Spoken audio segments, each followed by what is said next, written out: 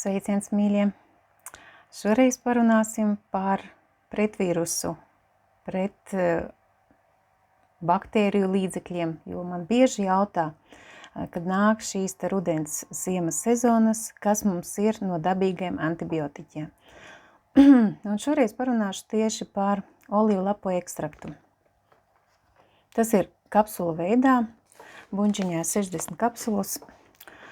Un ko tad dod šīs te olīvlapas? Pastāstīšu vairāk. Tas ir unikāls pretvīrusu līdzeklis.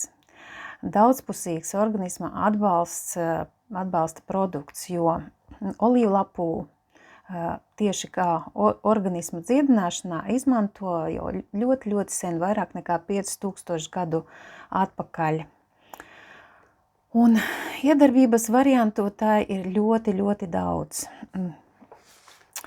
Tam vienkārši tiešām pielietošanas spektrs ir plašs, bet pats primārais tas ir pretvīrusu iedarbība. Stājas pretī pašiem aktīvākajiem vīrusiem un infekcijām, un īpaši aktīvs pie herpes vīrusa, cilvēka papilomas vīrusa. Un pētījumos jau ir pierādījies, ka lietojot olīvlapu ekstraktu kursu, herpes vīrus aiziet remisijas stāvoklī uz pat līdz 3 gadiem. Otrakārt, dabīgs pretsēnīšu līdzeklis. Treškārt, noņem hroniska noguruma sindromu. Ceturtkārt, atbalsta sirds un asinsvadu sistēmu, un tam ir lieliska prettrombu iedarbība. Jo olīvlapās ir tāda viela, tāds ekstrakts, oleuropīns, kurš ir spējīgs atbrīvot no spazmiem un paplašināt asinsvadus, pazemināt asinsspiedienu, profilaktēt trombu veidošanos, uzlabot koronāro artērijas asins plūsmu. Tas cīnās arī ar sliktā holesterīna veidošanos un novērš asinsvadu sieniņu iekaisumus. Tāpat arī neļauj veidoties aterosklerozē. Īpaši ieteicams cilvēkiem ar paplašinātām varikozējām vēnām un tiem, kuriem jau nosliece uz trombu veidošanos, arī pie tromboflebīta. Tāpat lietojot olīvlapas, ar laiku pazūd aritmija. To cilvēki vienkārši piefiksē, kaut gan viņi, piemēram, olīvlapu ekstraktu lieto tieši kā pret kādu vīrusu. Piektkārt, olīvlapu ekstrakts mazina tūsku, mazina iekaisumu slimās, sāpīgās locītavās pie artrozēm, artrītiem. Sestkārt, maksimāli ceļ organisma aizsargspējas un ceļ imunitāti, jo olīvlapām piemīt antioksidatīva, pretparazitāra un pretmikrobu iedarbība. Septītkārt, olīvlapas pazemina holesterīna līmeni, īpaši triglicerīdus. Tas ir nesaistītos taukus, kas atrodas asinīs. Ja uzturā lieto daudz ogļhidrātu ar augstu glikēmisko indeksu, ja klāt vēl arī alkohola lietošana, tad triglicerīdu līmenis parasti ļoti pieaug. Astotkārt, olīvlapa stimulē imunitāti, tieši imūnsistēmas T limfocītu fāzi, jo tam ir augsta antioksidatīva iedarbība.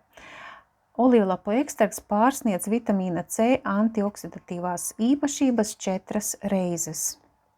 Devītkārt, uzlabo smadzeņu darbību. 10kārt, tam ir pretvēža iedarbība, lielisks onkoprotektors.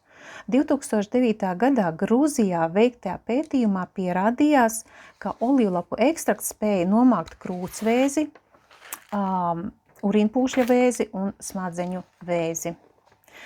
Visu augstāk minēto apkopojot, olīvlapu ekstrakts ieteicams visiem, jebkuras epidēmijas laikā, kā profilaktiskas līdzeklis un arī kā ārstniecisks līdzeklis, ja esat jau saslimuši.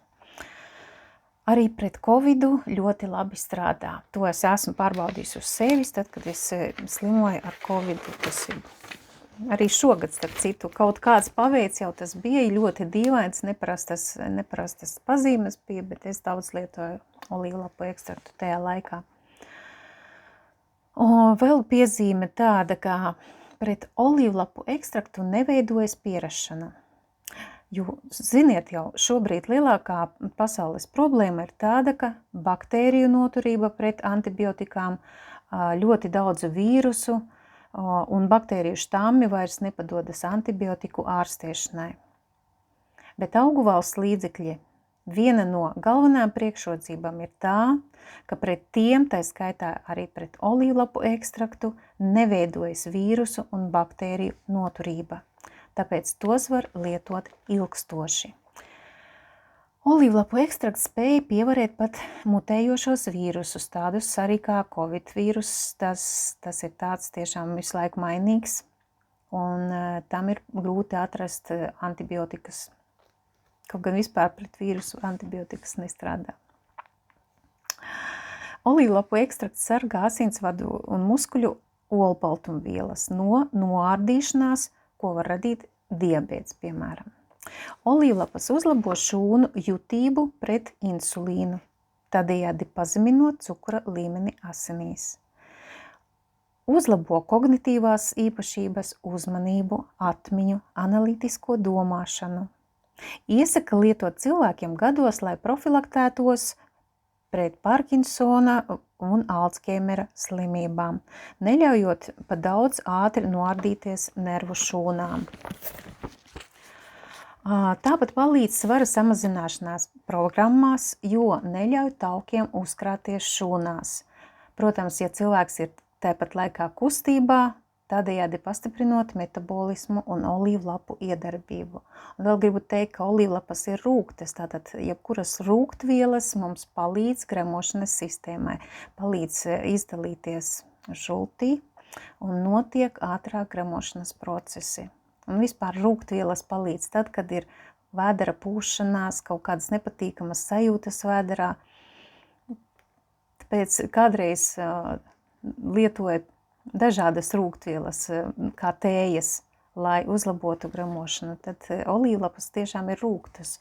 Bet man viņas patīk dzert kā tēju, nevis kapsuliņu norīt, bet apliet ar karstu ūdeni, paturēt mazliet, lai ievalkās un tādu maziem malciņam izdzert, jo pirmkārt cieši pie augšējā elpošanas ceļu vīrusiem olīvlapu ekstrakts no mutes dobumu uzreiz uzsūcās asinīs un ļoti ātri strādā. Bet kamēr viņš aiziet caur kuņģi, caur zārnu traktu un no turienes uzsūcas asinīs, tur paiet kādas 20-30 minūtes. Tāpēc, ja mums vajag ātru palīdzību sev, tad jebkuru no zāļu tējām, kas ir kapsulās, iesaku kapsuliņu atvērt un dzert kā tēju. Lūk, olīvlapas cīnās arī ar kandida sēni, ar stafilokokiem un streptokokiem. Un reizēm man arī uzdod jautājumu cilvēki, vai tad nav vienalga lieto olīveļu vai olīvlapu ekstraktu? Diemžēl nav.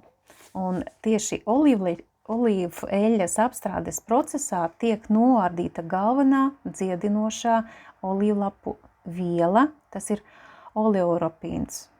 Tāpēc eļļa nav tik dziedinoša. Bet, vienalga, piemēram, Itālijā, kur dienā uzturā lieto svaigi spiestu olīvlapu eļļu, cilvēkiem vispār nav tādas izteiktas kuņģa zārnu trakta saslimšanas, kādas mums ir izteiktas. Ko vēl varu pateikt, ka tātad kapsuliņā vienā ir 420 mg tīra olīvlapu ekstrakta. Dienā minimālā tāda profilaktiskā deva ir 3 kapsuliņas, 3 reizes dienā ēšanas laikā.